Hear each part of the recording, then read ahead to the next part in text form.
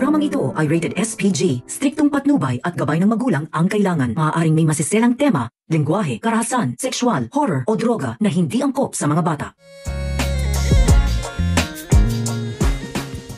Sa pag-uumpisa nga ni Tata sa kanyang trabaho sa kumpanya nila Francis ay talaga nga namang papahirapan ito ng paepal na si Venice.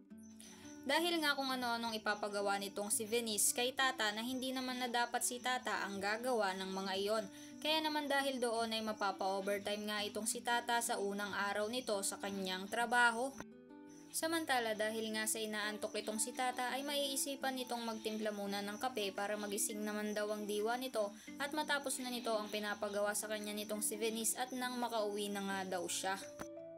Sa hindi nga inaasahan ay nag-overtime din pala itong si Sir Gob kaya naman nang matapos ng magtimpla ng kape itong si Tata ay magkakagulatan nga sila nitong si Sir Gob. Sa kabilang banda nang makabalik na itong si Tata sa kanyang trabaho ay uutusan na naman ito ni Venice na ipagtimpla din daw ni Tata ang mga ito ng kape. Agad namang sumunod itong si Tata at nang matapos na nga itong makapagtimpla ay iaabot na sana niya ito sa kasama ni Venice pero tatapidin ni Venice ang paa nitong si Tata kaya matatapon nito ang kape at madadamay pa ang mga papel na hawak ng assistant nitong si Venice. Dahil nga doon ay maiinis na naman itong si Venice pero sasagutin na ito ni Tata na kasalanan naman ito kasi tinapid daw siya nito. Kaya naman sa inis nitong si Venice ay umalis na lang ito pero naiwan nito ang papel na natapunan ng kape.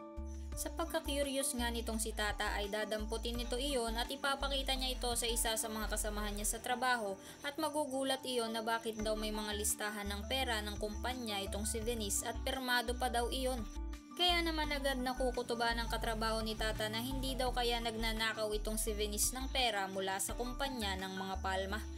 Kaya naman kung sa tingin mo na mabibisto na nga ang ginagawang pagnanakaw nitong si Venice sa mga palma ay huwag mo namang kalimutang i-like ang video na ito and don't forget to subscribe. Thanks for watching. Bye bye!